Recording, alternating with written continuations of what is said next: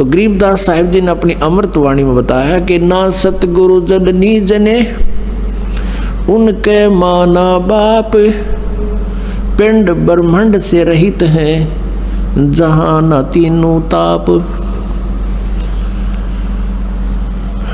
वो परमात्मा कबीर परमेश्वर जी हैं जो उनका जन्म किसी माँ से नहीं हुआ।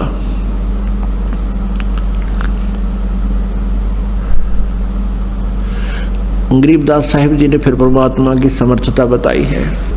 अनंत कोट ब्रह्मांडे का एक रति नहीं भारे, ये सतगुरु पुरुष कबीरे हैं कुल के सृजनहारे। अब गरीबदास साहिब जी ने परमेश्वर की आंखों देखी महिमा, बोला, लिपिबद्ध करवाया। अब उन्होंने परमात्मा के अवतरण की बहुत ही अच्छी अमृतवाणी यानी बहुत प्यारी वाणी बोली है, वो आपको सुनाते हैं। 84 बंधन कटे किन्नी कल्प कबीर, भवन चतुर्दश लोक सब ये टूटे जम जंजीर। गरीब अनंत कोट ब्रह्मांडे में बंदी छोड़ कहाए, सो तो एक कबीर है जननी जने नमाए। शब्द स्वरूप साहेब धनी शब्द सेंद सब माही, बाहर भीतर रम रहे जहां तहां सब ठाही। यानी उसी परमात्मा की अदृश्य शक्ति सभी के अंदर विद्यमान है और वो परमात्मा साकार है। गरीब जल थल पृथ्वी गगन में वो बाहर भीतर एक, पूर्ण ब्रह्म कबीर हैं अवगत पुरुष अलेख।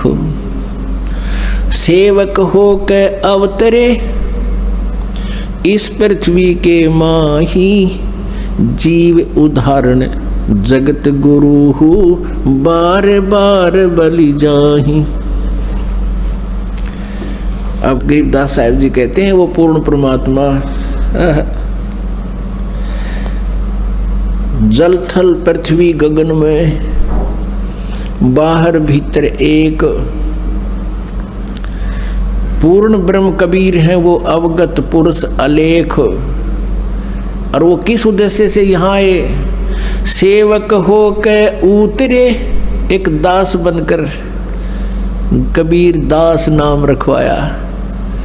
सेवक होकर उतरे, उतरे माने सशरीर आए, गति करके आए यहाँ पर इस पृथ्वी के माही।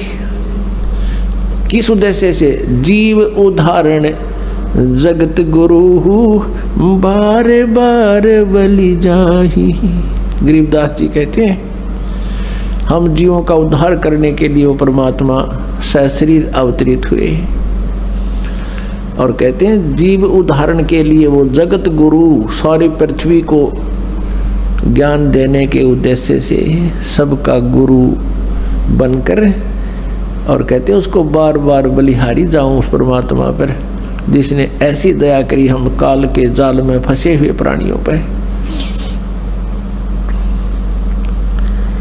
पुण्यात्माओं, ये काल कौन है जो गीता जी अध्याय नंबर 11 के श्लोक नंबर 32 में कहता है मैं काल हूँ और सबको खाने के लिए अब प्रवृत्त हुआ हूँ। अर्जुन तू ना युद्ध करेगा तो भी मैं इनका नाश करूँगा। तो वो काल कौन है? वो श्री कृष्ण काल नहीं है। श्री कृष्ण नहीं बोल रहे थे, श्री कृष्ण में एक भूत बोल रहा था, एक प्रेत की तरह बोल रहा था। कौन? ये ब्रह्म बोल रहा था जिसको वैदिक धर्म वाले जिसको ब्रह्म कहते हैं और संत मते को उसको ज्योत स्वरूपी निरंजन कहते हैं, काल निरंजन भी कहते हैं। वो गीता जी अध्याय नंबर 4 के श्लोक नंबर 5 और 9 में कहता कि अर्जुन मेरे जन्म और तेरे जन्म मृत्यु बहुत होली है और मेरे भी बहुत होली है, तू नहीं जानता मैं जानता हूँ। फिर कहता कि अर्जुन मेरे जन्म और कर्म अलौकिक हैं, अब उसके कर्म न्यों अलौकिक हैं कि मैं कभी किसके सामने नहीं आता। गीता जी अध्याय नंबर 7 के श्लोक नंबर 24-25 में गीता ज्ञानदाता युगकाल श्री कृष्ण में बोल रहा है। ये कहता है कि ये बुद्धिहीन जन समुदाय, ये सामने खड़े लोग मुझे कृष्ण मान रहे होंगे। I am not Krishna.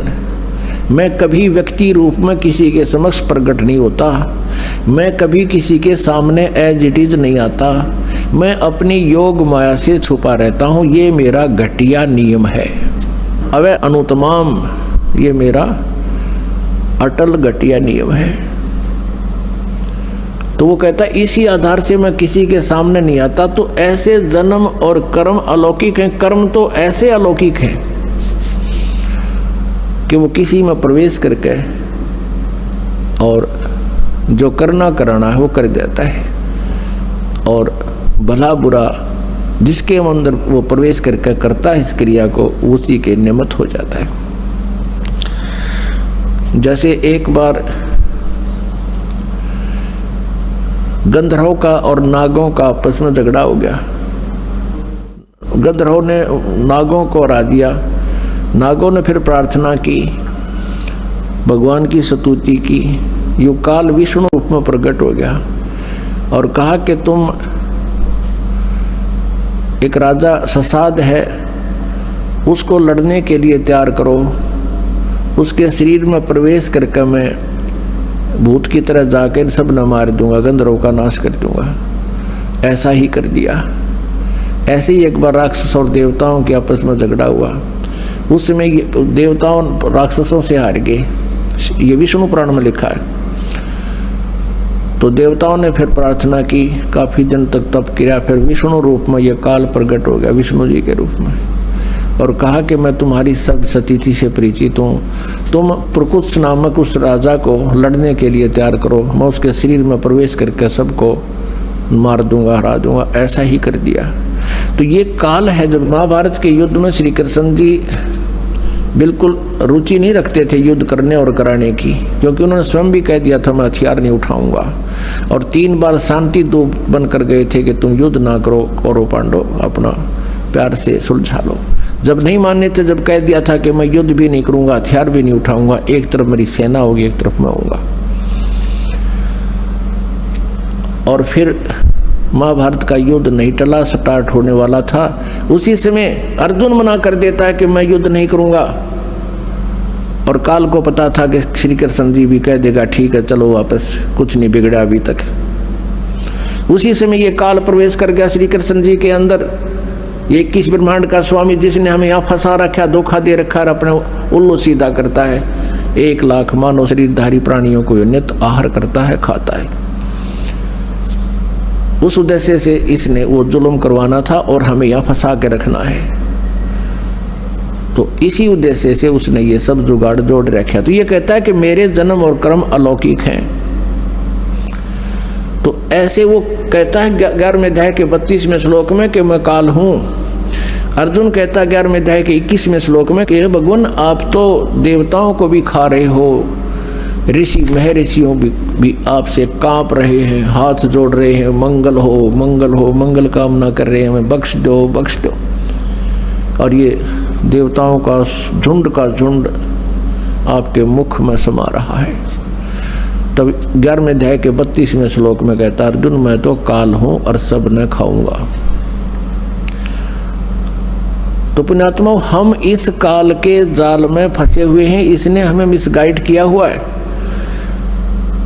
और 1 लाख मानव शरीरधारी प्राणियों के आहार करने का इसको श्राप लगा हुआ है, क्योंकि इसने सतलोक में उस शाश्वत स्थान पर सनातन परम धाम में जब हम सभी थे और ये भी था, वह एक भयंकर गलती की थी। और हमने भी इसका अनुसरण किया था, और हम भी अपने पूर्ण परमात्मा से विमुख होकर हम पतिव्रता पद से गिर के हम अपने उस मालिक से हृदय हटाकर इस काल में लगा बैठे, और इसके साथ हम यहाँ आ गए। इसने 3 बार तप करके ये अपना सारा डमडमा उस पूर्ण परमात्मा कबीर देव से ही प्राप्त किया हुआ है। जब तक हमारे पुण्य रहे सतयुग में, प्रथम सतयुग में हमें स्वर्ग में रखा, महास्वर्ग बना दिया, वहाँ नकली सतलोक अलखलोक वो डुप्लीकेट बना दिए, वहाँ रखा। जिसके पुण्य क्षीण होते रहे या किसी ने वहाँ कोई गड़बड़ कर दी, शरारत कर दी, उनको पृथ्वी पर पटकता रहा। इस पृथ्वी पर जैसे पहले हिंदुस्तान के अंदर कोई स्त्री या पुरुष कोई ऐसा अनैतिक कार्य कर देते थे जो समाज में निंदनीय होता था, उन दोनों को या एक एक जो जैसा भी करता था उनको काला पानी छोड़ाया करते थे।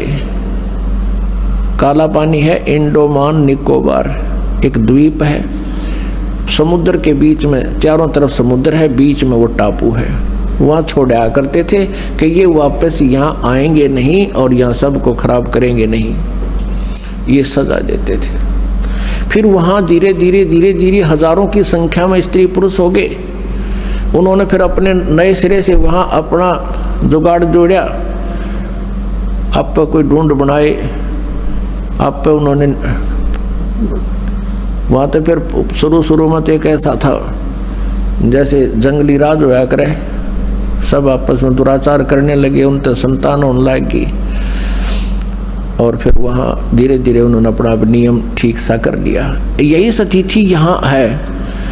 हम सतलोक में रहते थे, वहाँ भी ऐसा ही शरीर था, लेकिन वो शरीर उस मटेरियल का बना हुआ था, उस पदार्थ का बना हुआ था जो कभी नाश नहीं होता, उसमें वृद्ध अवस्था नहीं आती।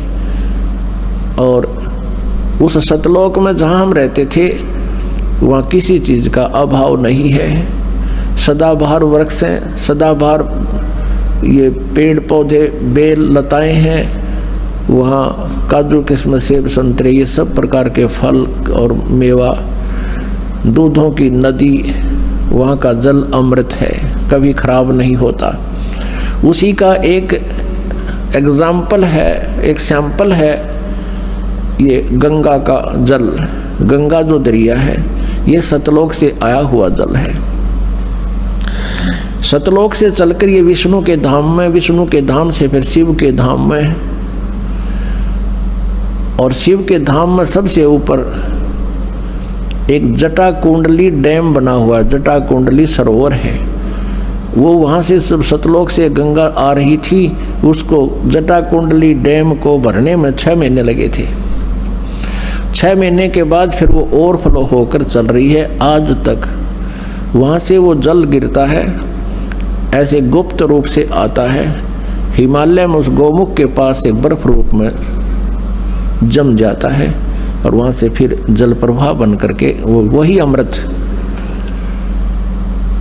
बह रहा है दरिया रूप में, जिसको गंगा दरिया कहते हैं। तो ऐसा जल, ऐसा वहाँ दूधों की नदियाँ सतलोक के अंदर हैं जो कभी खराब नहीं होते। गंगा के जल को रख दो आप 20 वर्ष 100 वर्ष किसी बोतल में डाल के वो खराब नहीं होता। तो ये एक एग्जाम्पल दिया परमात्मा ने कि इस कलयुग के पिछली पीढ़ी में हमारी महिमा को समझाने के लिए एक ये बहुत ही जो है ना एक प्रमाण का काम करेंगे। ऐसा लोक है, ऐसा स्थान है, वहाँ पर ऐसा आहार है, ऐसा जल है। तो हम वहाँ रहा करते थे, हमने अपने पैर पे कुहाड़ा मारा, इसके साथ आगे अब हम रो रहे हैं। इसने हमें इतना ज्ञानी बना दिया, हम अपने भगवान को पहचान नहीं पा रहे हैं। अपने नकली दूत बनाकर यहाँ नीचे भेज दिए और उनके द्वारा स्वयं ही उनमें प्रवेश करके या अपने रिमोट से गलत ज्ञान प्रवेश करके उनसे परमात्मा की परिभाषा बदलवा दी इस काल भगवान ने। और सभी परमात्मा को निराकार बताते हैं। तो निराकार बताने वालों ने जो साधनाएं की, उस साधना से प्रभु प्राप्ति हुई नहीं, उन्होंने भी सेकंड कर दिया, समर्थन कर दिया, हजारों वर्ष समाधि लगा करके कि परमात्मा निराकार है। वेद और गीता जी पुराण बताते हैं वो परमात्मा साकार है, नर आकार है, मनुष्य सदृश है। उन वेदों और गीता को सत्य मानने वाले ऋषि महर्षि भी नहीं समझ सके, क्योंकि उन्होंने लोक वेद आकाशवाणी से, अंदर की प्रेरणा से, अपने हठ योग से की गई साधना से काल ने उनसे यही निर्णय निकलवा दिया कि गॉड इज फॉर्मलेस, परमात्मा निराकार है। जबकि वो पढ़ते हैं, विद्वान पुरुष थे, संस्कृत जानते थे, पढ़ते भी थे, लेकिन उस अज्ञान के आधार को उन्होंने लोक वेद को मुख्य रखा, सदग्रंथों को भी वो मानते थे, ये भी मान्य है। लेकिन उन सदग्रंथों को अब इस दास पर कृपा हुई परमात्मा की देखा, उस परमेश्वर ने इस दास का ज्ञान योग खोल दिया। अब हम इधर से तो हिंदू धर्म को मानते हैं, हिंदू धर्म को मानते हैं तो हिंदू धर्म के हमने सदग्रंथों को भी मानना ही पड़ेगा, क्योंकि कोई भी प्रचार किसी देव का जो भी हमें सुनने को मिला, उन सुनाने वालों ने यही कहा कि हम शिव पुराण में ऐसा लिखा वहाँ से सुना रहे हैं, गीता जी में ऐसा लिखा है उसको वहाँ से सुना रहे हैं, शिव विष्णु पुराण में ऐसा लिखा है, दुर्गा पुराण में ऐसा लिखा है और वेदों में ऐसा लिखा है। तो उसमें हम सभी अशिक्षित थे, जनता अशिक्षित थी और संस्कृत भाषा के ग्रहण करने का, शिक्षा ग्रहण करने का एक ब्राह्मण वर्ग को ही अधिकार था। ऐसा नियम बनाया हुआ था कि ब्राह्मण विद्या ग्रहण करेंगे और बाकी 4 वर्ण बना दिए थे, वो अपना अपना कार्य अलग करेंगे। इस आधार से अन्य जनता शिक्षा ग्रहण नहीं करती थी। तो इन शिक्षा ग्रहण करने वालों को, यानी संस्कृत भाषा के जानने वालों को वेदों का ज्ञान नहीं था। संस्कृत भाषा जरूर थी, पढ़ लेते थे, लेकिन वो समझ नहीं सके। वेद पढ़े पर वेद न जाने, ये बच्चे पुराण 18। जड़ को अंधे पत्ते खुआवे, ये भूल गए सिरजनहारा।